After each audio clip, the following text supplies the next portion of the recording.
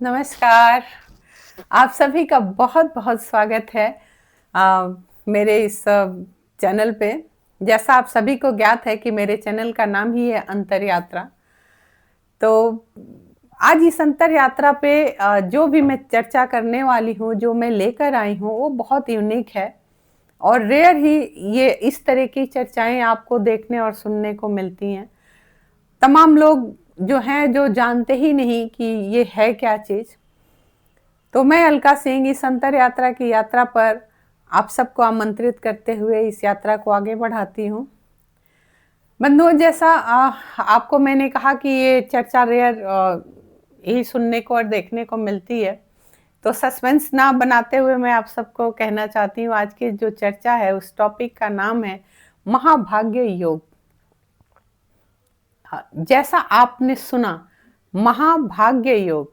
ये महाभाग्य योग होता क्या है वास्तव में? इस क्या है ये, किसे कहते हैं महाभाग्य योग?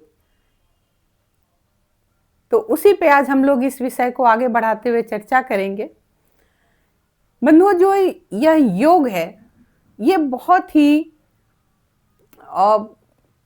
इक्का दुक्का ही कहीं कह सकते हैं कि लाखों में किसी एक के ही एक ही व्यक्ति है जो इसको लेकर आता है। और यकीन मानिए, ये मैं अपनी तरफ से नहीं कह रही हूं, ये हमारे शास्त्रों में वर्णित है।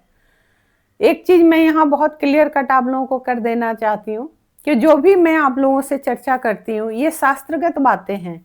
मुझे हवा हवाई बोलना नहीं आता है। मैं जीवन में एक संयमित और सत्य के पथ पे चलने वाली सोल हूँ।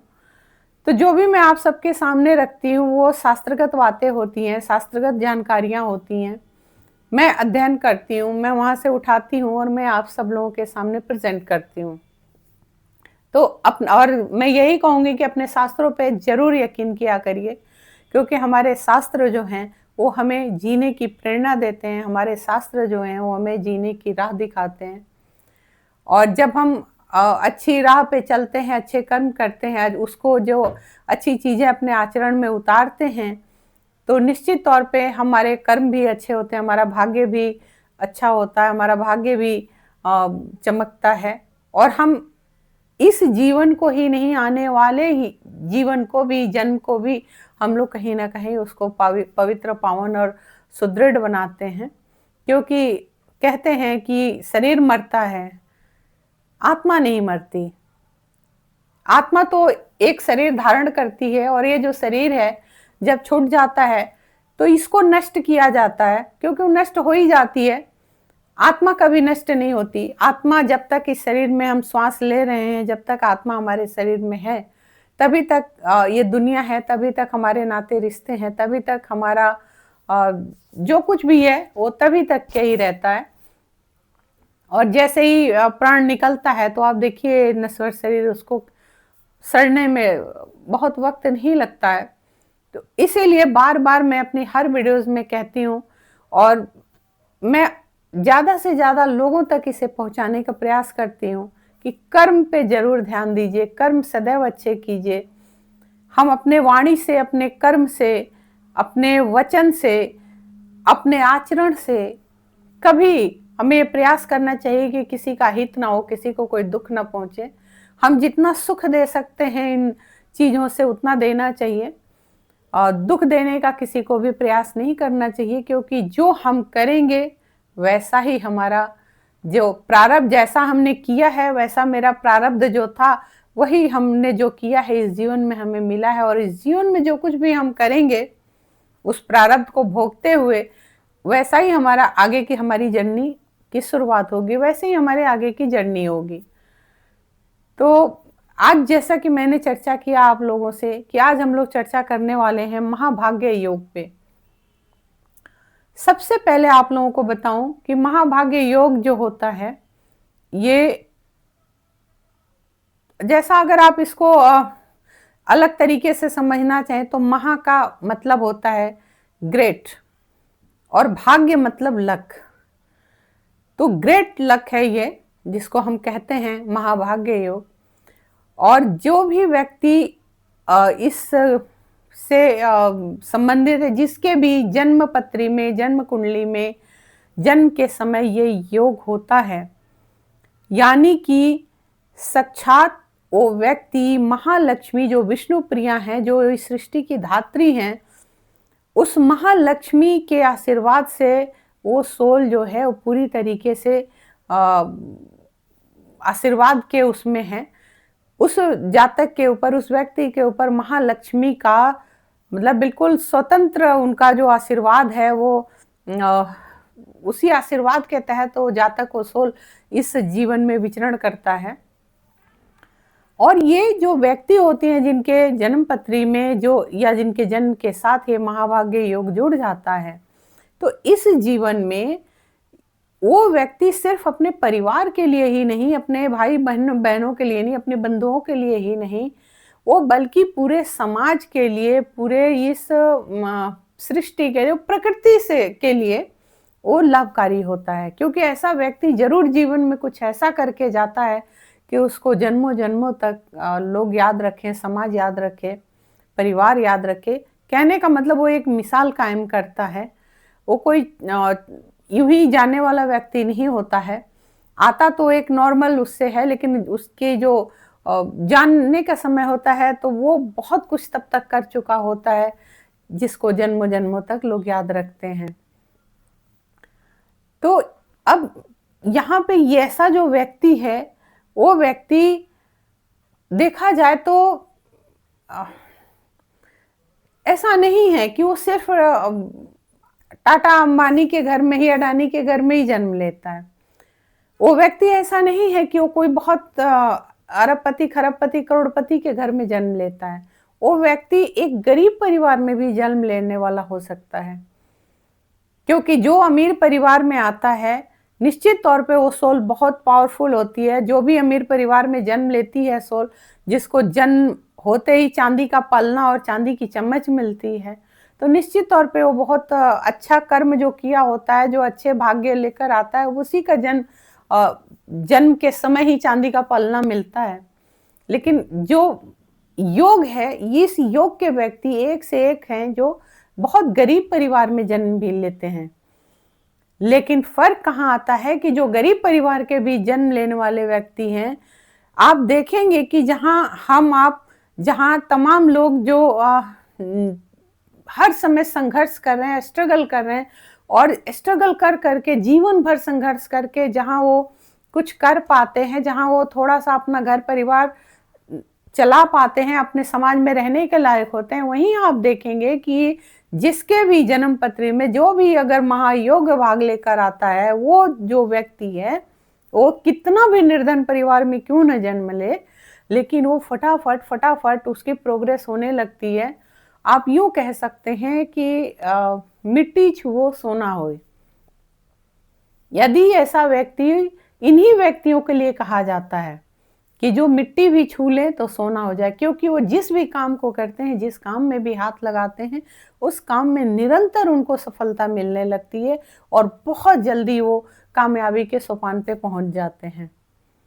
बस यूं कह सकते हैं कि ऐसे व्यक्तियों का सफर कभी रुकता नहीं है, झुकता नहीं है।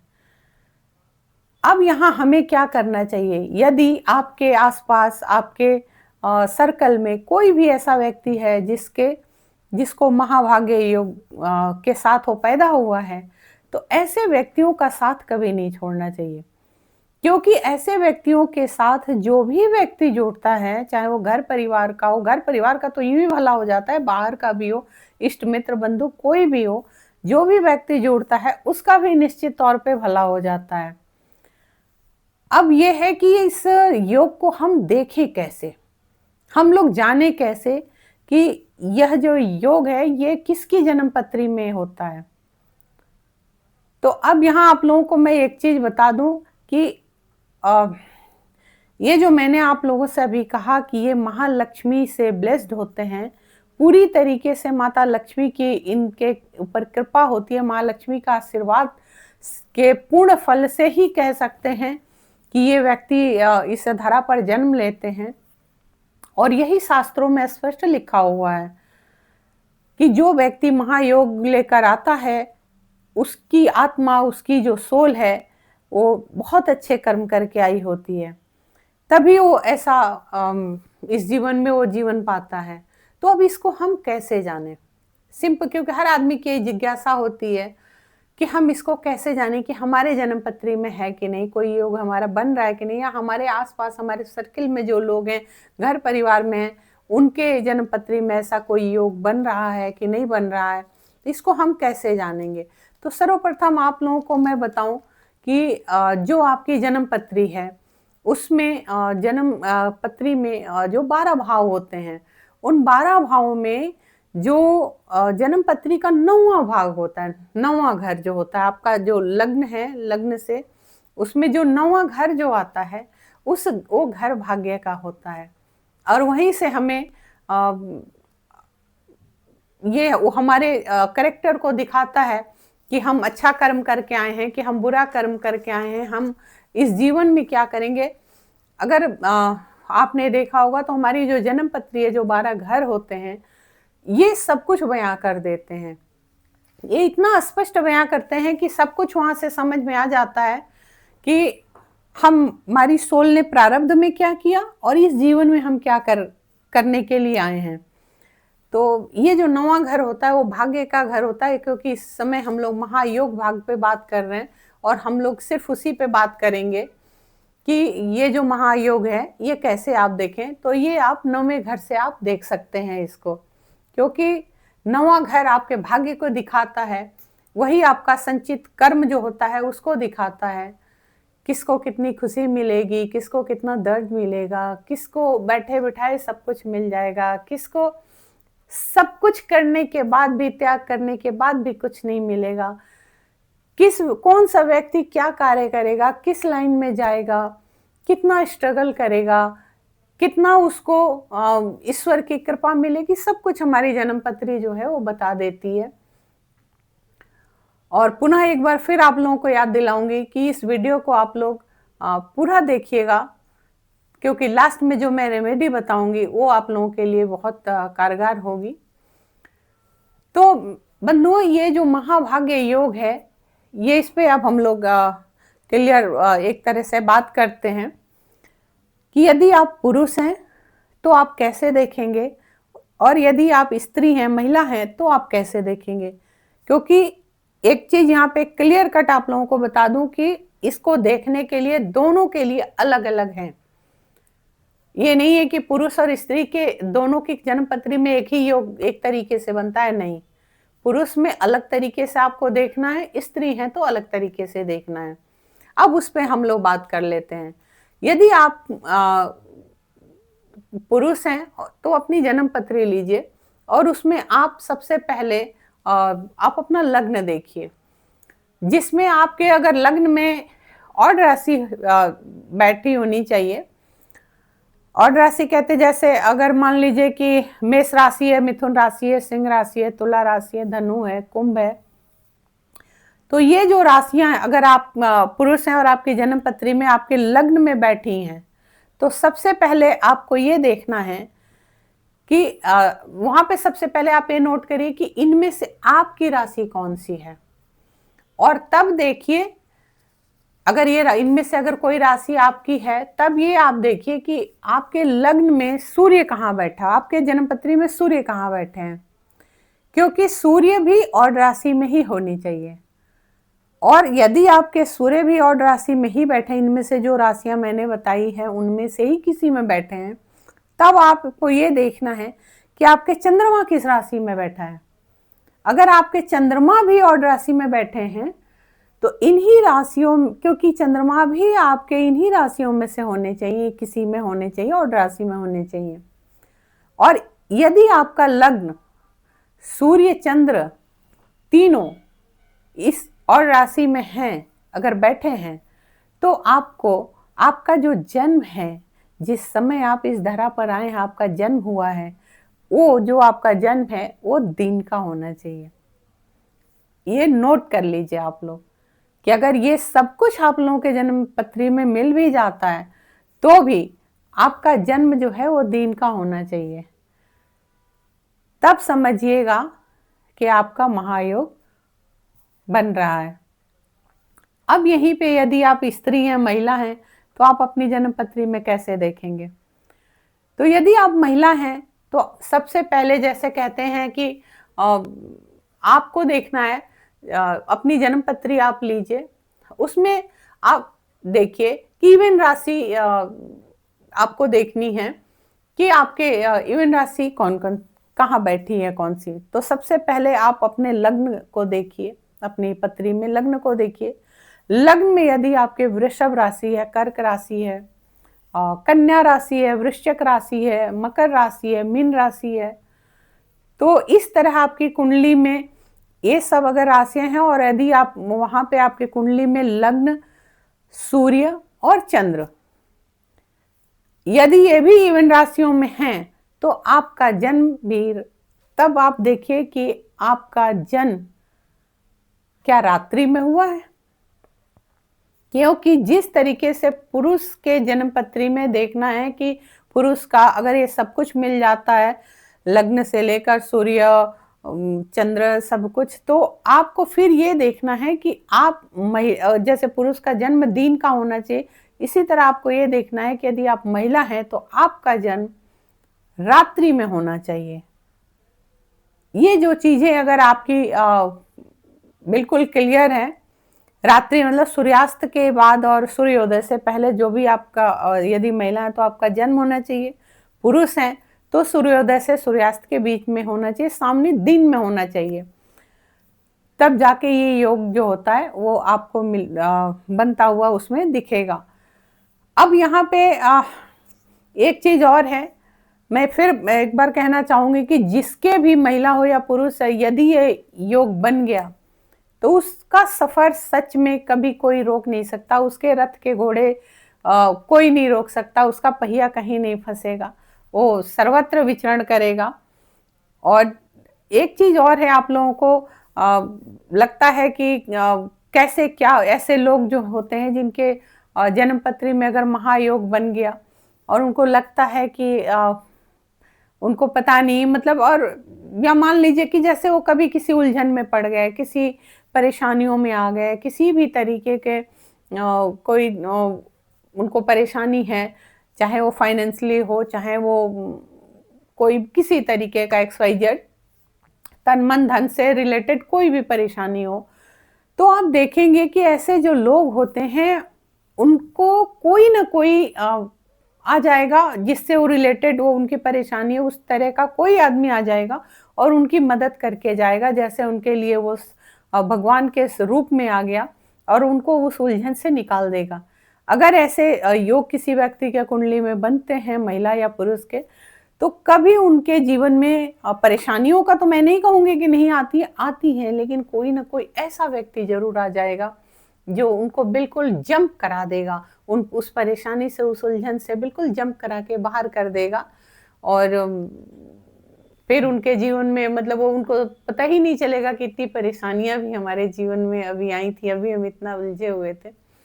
और यहीं पे लोग कहते हैं कि न जाने किस रूप में नारायण मिल जाए, क्योंकि जो व्यक्ति अगर इस तरीके से आपकी मदद करता है तो भी उस समय, उस क्षण, उस व्यक्ति के लिए जो परेशान हाल है उसके लिए वो ईश्वर तुल्य बन जाता है। इंसान कभी ईश्वर नहीं होता, इस चीज को मैं बारंबार कहती हूँ कि भगवान, इंसान की तुलना कभी भगवान से नहीं करनी चाहिए, लेकिन उस क्षण, जिस क्षण उस चीज, जिस चीज की उसको जरूरत थी, जिस चीज के लिए वो हाल बेहाल था, परेशान था, अगर किसी ने उसकी मदद कर दी तो उसके लिए भगवान स्वरूप हो जाता है, स्वरूप होता है। इस बात को जरूर आप लोग मार्क करके रखें, भगवान नहीं होता कोई भी। एक चीज और आ जाता है यहाँ पे कि ये जो योग है ये आपको बहुत पावरफुल बनाता है, और उस पावर को आप कैसे संयमित करके रखते हैं, क्योंकि पावर जो होता है, जो पैसा होता है, वो अहंकार को जन्म देता है। लेकिन जब भी पावर और पैसा जिसके पास है, अगर वो व्यक्ति इस अहंकार को पी जाता है या अहंकार को खत्म कर देता है, नष्ट कर देता है, और तब वो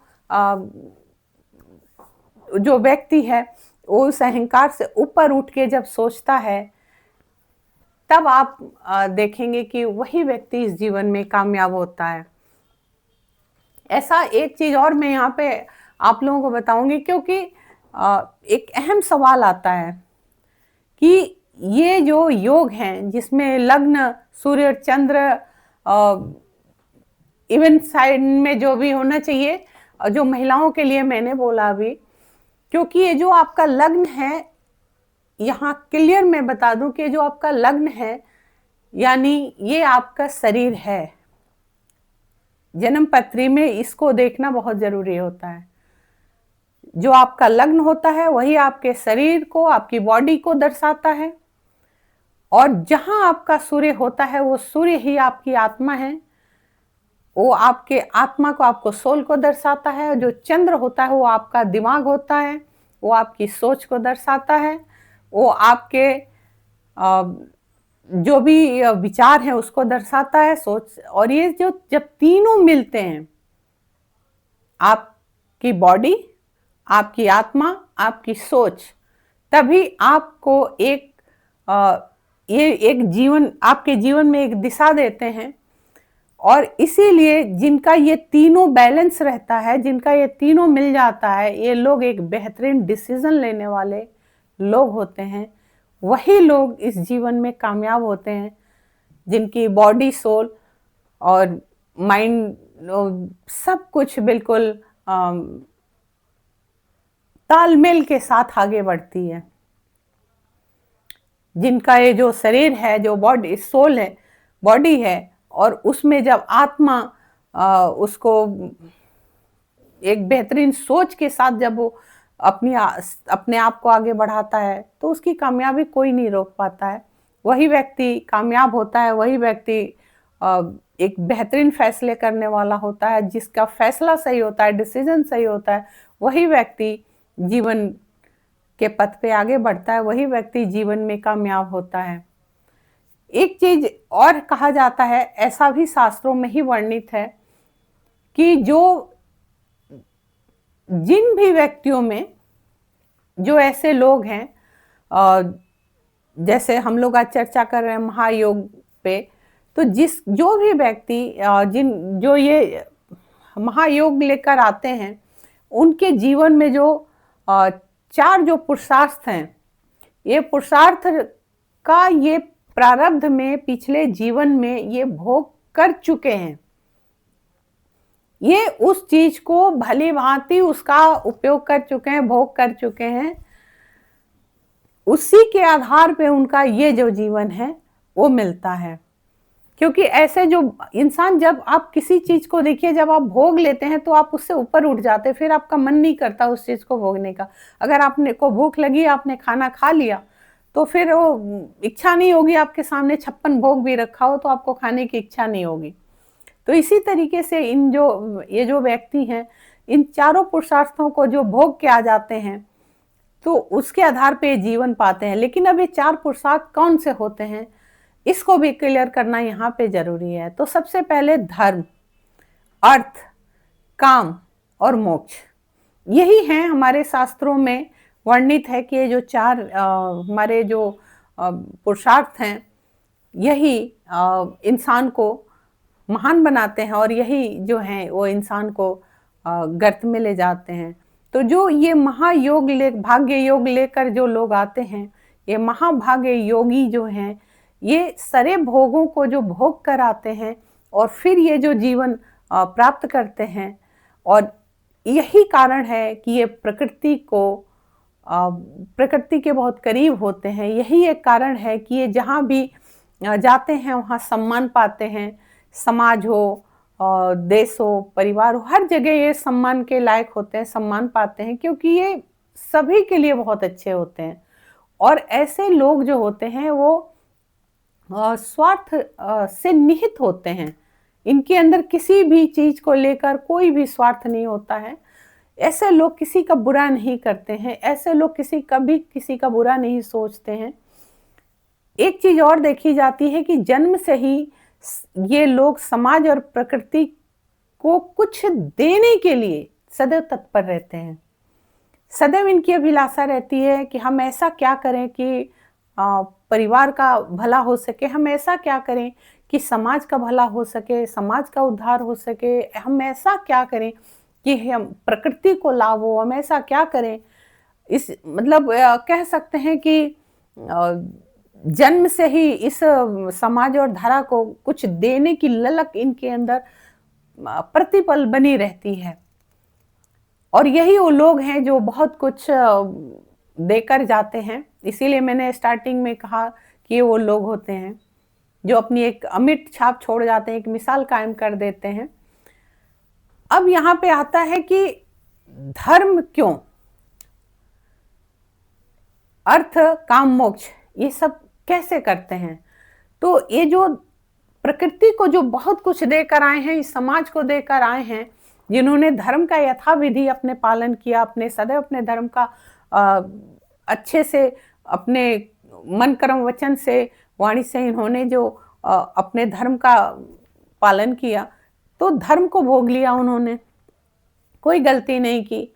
अब रही अर्थ, तो धर्म के बाद इनका जन्म ही ऐसे रईस परिवार में होता है, या यदि किसी गरीब परिवार में हुआ तो मैंने वो भी आप लोगों को क्लियर कर ही दिया कि किस तरीके से ये दिन दुनी रात चौगुनी तरक्की करके कहां से कहां पहुंच जाते हैं। और इसी तरीके से इनका ये जो चारों पुरुषार्थों को जो भोग लेते हैं, जैसे कि धर्म, काम ने बोला, अर्थ का है। काम की बात करें तो तीसरा पुरुषार्थ काम को ही बोलते हैं। काम का मतलब होता है कि जैसे मान लीजिए कि आपकी कोई सोच, आपके डिजायर, तो जो भी ऐसे लोग हैं जो सोच लेते हैं वो जरूर पूरा करते हैं। ये जो लोग हैं, ये जो अपने जिनके जो अपने भाग्य महाभाग्य योग को लेकर अपने जन्म के साथ आते हैं, ये जो लोग होते हैं, ये देर या सवेर इनकी जो भी ख्वाहिशें हैं वो सारी इनकी पूरी हो जाती हैं, क्योंकि यही लोग हैं जो समाज का उद्धार करते हैं। कहते हैं कि मोक्ष उसी को मिलता है जो सारे भोगों को भोग लेता है। तो जिसकी कोई और ख्वाहिश ही नहीं होती है, तभी तो मोक्ष को प्राप्त करेगा। मोक्ष का मतलब बहुत तरीके से अपना अपना नजरिया है देखने का किसी चीज को। जैसा मैंने कहा कि आपकी इच्छा है, आपने भोग लिया, तो फिर आपकी इच्छा नहीं होगी उस चीज को करने की। आपकी अगर इच्छा है एक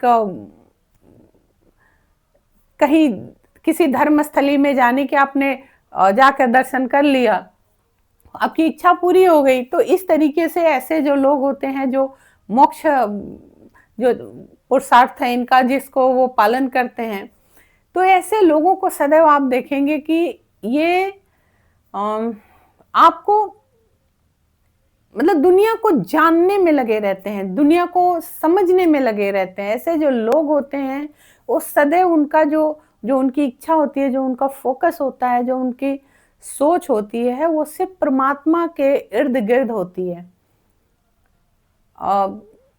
अंतर मन से उनको सदैव लगेगा कि मैं परमात्मा में ही लीन रहूं। वो सदैव धर्म की बातें करेंगे, वो सदैव मंदिरों में जाएंगे, वो कहीं भी जाएंगे, कहीं भी ट्रेवल कर रहे हैं तो भी उनको इच्छा होगी कि मैं कहीं मंदिर होता तो मैं वहां दर्शन कर लेता, कहीं आसपास कोई सिद्धपीठ होता तो मैं वहां का दर्शन कर लेता। कहने का मतलब उनके अंदर से परमात्मा से ही वो जुड़े रहते हैं। शास्त्रों का अध्ययन करना, परमात्मा को याद करना, वो अपना कार्य भी करते रहेंगे, लेकिन फिर भी वो उनकी जो अंतर मन है, वो अंतर मन से वो सदैव जो है वो परमात्मा में ही लीन रहने को ही होता है, वो लीन रहते ही हैं। तो कहने का मतलब ये महाभाग्य योग जो है, ये इन्हीं चारों पुरुषार्थों को जो जिसने भोग लिया वही लेकर आता है, क्योंकि महालक्ष्मी के आशीर्वाद, साक्षात आशीर्वाद लेकर ये आते हैं। तो यूं ही तो नहीं आएंगे, महालक्ष्मी सभी को तो साक्षात यूं ही आशीर्वाद नहीं दे देती। अब जैसे इस पे बात किया जाए कि हम लोग किनको किनको जानते हैं, तो बहुत बड़ी हस्तियों की मैं यहाँ पे बात करती हूँ। आप लोग गूगल में भी सर्च करेंगे तो मिल जाएगा। कुछ विभूतियों के नाम मैं आप लोगों के समक्ष रख रही हूँ कि जिनकी कुंडली में ये महाभाग्य योग था या है। जैसे आप देखेंगे इंदिरा गांधी जी, स्वर्गीय जो हमारे देश की पूर्व प्रधानमंत्री जी थी, स्वर्गीय इंदिरा गांधी जी, उनकी जन्म पत्री में ये योग था। हमारे जो मोरारजी देसाई जी थे, उनके जन्म पत्री में भी ये महाभाग्य योग था। माता काली के जो परम भक्त रामकृष्ण परमहंस जी, जो माँ दक्षिणेश्वरी काली ने जिनको साक्षात दर्शन दिया, आज भी पश्चिम बंगाल के में उनका बहुत विशाल जो है वो मंदिर है दक्षिणेश्वर काली का। हावड़ा स्टेशन से पहले हिंद मोटर है, वहाँ आप उतर के जा सकते हैं दक्षिणेश्वर काली।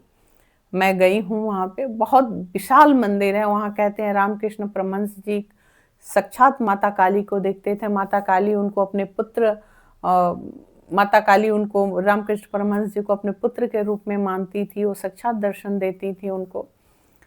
और इसी तरीके से तो रामकृष्ण परमहंस जी के जन्मपत्री में ये महाभाग्य योग था। और महाराष्ट्र के जो मुख्यमंत्री थे, पूर्व मुख्यमंत्री थे अशोक चव्हाण जी, उनके जन्मपत्री में भी ये योग था।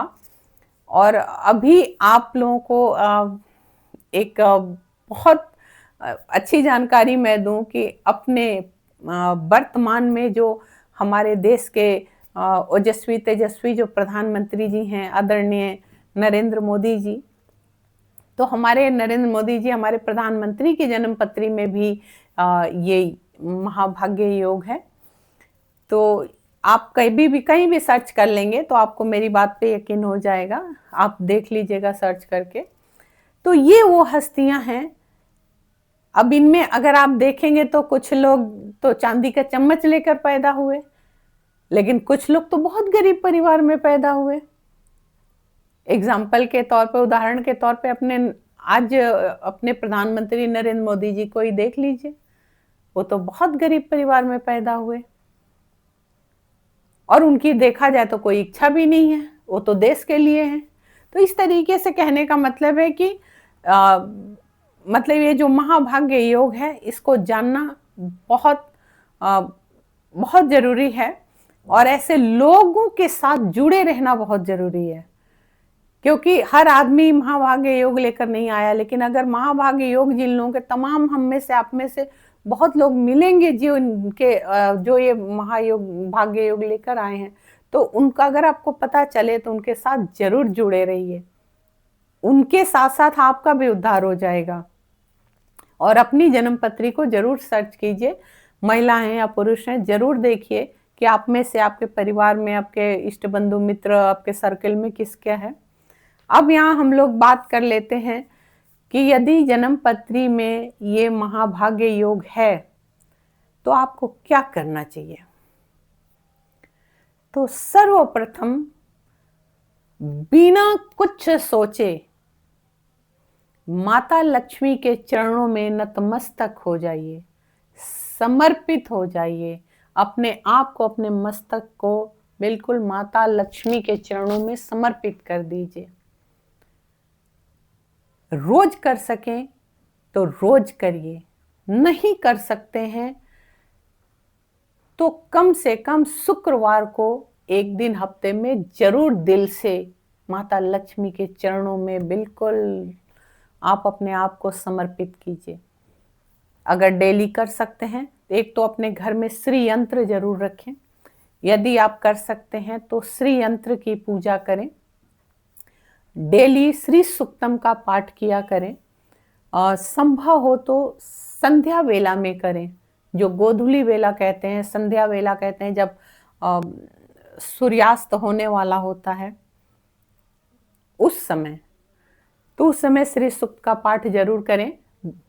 शुद्ध देसी घी का दीपक जलाएं माता लक्ष्मी के सामने, और माँ लक्ष्मी के चरणों में बैठकर ही पूजन वंदन करें, उनको स्मरण करें। रोज अगर आप नहीं कर सकते हैं तो मैंने अभी भी आप लोगों को पहले ही क्लियर कर दिया, यदि आप रोज नहीं कर सकते हैं तो हफ्ते में एक दिन, शुक्रवार के दिन इस चीज को जरूर किया करें। श्री यंत्र की पूजा आप डेली जो नियमित अपने घर में पूजा करते हैं, आप श्री यंत्र को स्थापित कीजिए, श्री यंत्र की पूजा करना शुरू कर दीजिए। और पुनः एक बार फिर कहूंगी कि नहीं रोज कर सकते हैं तो शुक्रवार को जरूर कीजिए, क्योंकि शुक्रवार को माँ लक्ष्मी का जो होता है वो दिन होता है शुक्रवार।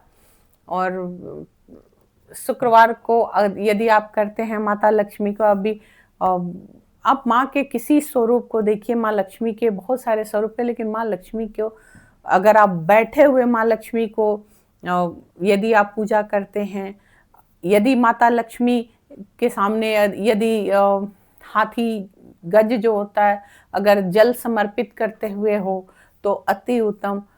माता लक्ष्मी का जो हथेली है वो उससे ऐसे धन गिरता हुआ हो तो वो अति उत्तम। लेकिन कमल के आसन पे माता लक्ष्मी बैठी हुई होनी चाहिए। उनकी मुद्रा जो है सदैव, एक चीज यहाँ पे मैं मेंशन करूंगी कि जब भी आप माता लक्ष्मी की पूजा करें, जो भी उनकी मूर्ति रखें, जो भी उनकी फोटो रखें, तो सदैव इस चीज का स्मरण रहे कि माता बैठे हुए हों, कमल के आसन पर बैठी हों या सिंहासन में बैठी हों। माता को खड़ी लक्ष्मी जी की पूजा नहीं करनी चाहिए, मूर्ति और फोटो नहीं पूजा करनी चाहिए, क्योंकि माँ वैसे भी बहुत चंचला, कहते हैं धन जो होता है, ईश्वर होता है, वो बहुत चंचला होता है, वो जल्दी टिकता नहीं है। इसीलिए सदैव हमारे शास्त्र कहता है कि बैठी हुई लक्ष्मी जी की आराधना करनी चाहिए, पूजन करनी चाहिए और समर्पण भाव से करना चाहिए। पूजा का मतलब ये नहीं है कि ओम ओम ओम कर दिया, बस चढ़ा दिया, भोग लगा दिया, ऐसा नहीं। आप दिया एक जला लीजिए, 2 पुष्प चढ़ा दीजिए, एक धूप जला लीजिए, लेकिन अंतर मन से जुड़ जाइए। मैं जो कुछ भी हूँ बस माँ मैं तेरा हूँ, अब तुझे ही देखना है, तुझे ही संभालना है, बस इस भावना के साथ जो कुछ भी हूँ तेरा ही हूँ, अच्छा हूँ या बुरा हूँ तेरी शरणों में हूँ। तो इस तरीके से करके आप लोग समर्पित होकर पूजा कीजिए। आज महायोग पर हम लोगों ने चर्चा की। यदि आप लोग अपनी प्रतिक्रिया देंगे, मैं यही उम्मीद करती हूँ, तो मैं निश्चित तौर पे आप लोगों को जो भी आप लोग कहेंगे मैं उस विषय को लेकर आऊँगी, उस विषय पे चर्चा होगी। और जो मैंने अभी भी अनुरोध किया आप लोगों से पुनः एक बार करूँगी कि आप लोग वीडियो अगर मेरी अच्छी लगे तो प्लीज़ प्लीज़ ज़्यादा से ज़्यादा शेयर कीजिए, लाइक कीजिए, सब्सक्राइब कीजिए। आपका भी भला हो और आप जिसको शेयर करें उसका भी भला हो, यही मेरी हार्दिक इच्छा है। क्योंकि मैं भी मेहनत करती हूँ तो मैं चाहती हूँ कि मैं कितने लोगों को मेरे उस वीडियो को देखकर कितने लोगों को प्रेरणा मिल जाए और कितने लोग उसको फॉलो कर ले जाएं, कितने लोगों का जीवन सुधर जाए, संवर जाए, मैं यही चाहती हूँ। तो ज़्यादा से ज़्यादा आप सभी से मेरा यही अनुरोध है कि लाइक करें, सब्सक्राइब करें, बेल बटन को ज़रूर दबा लें और प्रतिक्रिया ज़रूर लिखें। पुनः अगली वीडियो के साथ फिर मिलते हैं, तब तक के लिए नमस्कार।